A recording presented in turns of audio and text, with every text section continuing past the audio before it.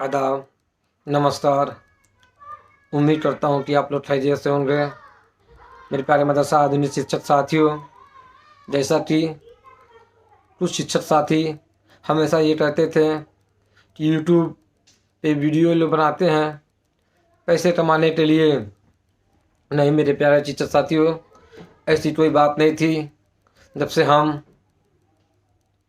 और पंकज भाई continue video बनाए, सारे शिक्षक को जागरूक करने का कार्य किया। और यूट्यूब की ताकत मैं बता देना चाहता हूँ कि यूट्यूब की ताकत क्या है। आज अमास के राष्ट्रीय अध्यक्ष जनाब एजाज साहब यूट्यूब पे आके और संदेश के माध्यम से आज बता रहे हैं कि ये कार्य हो रहा है। वही एजाज साहब थे जिनके व्हाट्सएप ग्रुप में कोई भी शिक्षक शामिल होगा या कुतुब ऐप पे अगर कोई शिक्षक शामिल है, कोई सवाल कर दिया व्हाट्सएप ग्रुप में जाके या कुतुब ऐप पे, तो यही हमारे राष्ट्रीय अध्यक्ष साहब तुरंत रिमूव कर देते थे। जैसे हिटलर जर्मनी का, उसको ना सुनने की आदत नहीं थी। वही तानाशाही चल रही थी ग्रुप के एडमिन द्वारा, राष्ट्रीय अध्यक्ष द्वारा। लेकिन हम लोगों ने जब से मोर्चा संभाला, शिक्षक को जागरूक किया, आज सारे शिक्षक आँख में आँख डाल के किसी भी राष्ट्रीय अध्यक्ष से बात करने की उसकी क्षमता बढ़ रही। ये कुतुब ऐप की नहीं, व्हाट्सएप ग्रुप की नहीं, ये यूट्यूब की देन है। मेरे प्यारे शिक्षक साथियों, यूट्यूब की देन है। और आज यूट्यूब के माध्यम से अमास के राष्ट्रीय अध्यक्ष जनाब एजाज साहब कंटिन्यू वीडियो अपलोड कर रहे हैं। इसका मतलब ये नहीं कि वीडियो अपलोड कर कुछ कार्य करेंगे। वीडियो अपलोड करने का माध्यम ये है, फिर से कोई नया एजेंडा बनाएंगे, एक नया सीक्रेट प्लान बनाएंगे और शिक्षक को एक झटके में मार लेंगे, गिनेंगे और 9 2 11 हो जाएंगे। मेरे प्यारे शिक्षक साथियों, इसी पे सर याद आ गया, बिखरी हुई कौम बादशाह नहीं बनती। बिखरी हुई कौम बादशाह नहीं बनती, लेकिन किसी दूसरों को बादशाह बनाने की ताकत रखती है। वही हाल मदरसा आधुनिक शिक्षक का है। इस मदरसा आधुनिक शिक्षक को ये लोग आपस में इतने बिठार दिए कि आज कभी स्कॉलरशिप बंद हुई, कभी सेंट्रल से जो मानदेय मिलता था वो बंद हो गया, आज कभी राज्यांश मिलता था वो बंद हो गया, और आज यूट्यूब पे पैसे लेने की, धनराशि करने का सिलसिला चालू हो गया। 24 फरवरी को डेट लगी थी, आज तक वो टेस्ट लिस्टिंग नहीं हुई, जबकि उसमें इतना लंबा समय नहीं लगता है। जैसे बताया जा रहा है कि 4 हफ्ते या उससे पहले भी डेट लिस्टिंग हो सकती है। मेरे प्यारे शिक्षक साथियों, तब तक इन गरीब बेचारे असहाय शिक्षकों के साथ ठेला ठेला जाएगा। 24 तारीख को जब टेस्ट अनलिस्टेड हुआ, तो अनलिस्टेड कैसे हुआ और अनलिस्टेड हुआ तो 25-26 तारीख आपके हाथ में थी, जाके एप्लीकेशन देना था। ये था क्योंकि शिक्षक का 1-1 घंटा 1-1 साल के बराबर बीत रहा है। आप तो एक वीआईपी कुर्सी पे बैठ के, मंत्री लेवल की कुर्सी पे बैठ के यूट्यूब पे वीडियो संदेश डाल दे रहे हैं। नहीं मेरे प्यारे शिक्षक साथियों, अगर बादशाह सूट बूट में हो और उसकी कौम फटीचर जूते पे हो, तो कहीं ना कहीं कुछ ना कुछ गलतियां जरूर है उस बादशाह में। कुछ ना कुछ गलतियां जरूर है। एक एग्जाम्पल मैं आपको सामने दे देना चाहता हूँ। राष्ट्रपिता महात्मा गांधी जी के पास किसी भी चीज़ की कमी नहीं थी। उस समय वो साउथ अफ्रीका जाकर बैरिस्ट्री की पढ़ाई करके आए थे।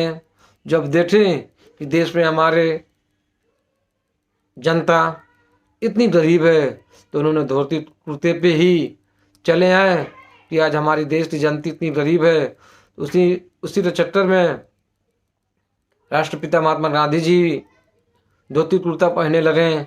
लेकिन आज हमारे मदरसा आधुनिक शिक्षक कोई सब्जी पार्ट टाइम में, कोई ऑटो रिक्शा चला रहा है, कोई ट्यूशन पढ़ा रहा है, लेकिन हमारे अध्यक्ष जी का सूट बूट में कोई कमी नहीं है, टिरिच माड़ी वाले में कोई कमी नहीं है।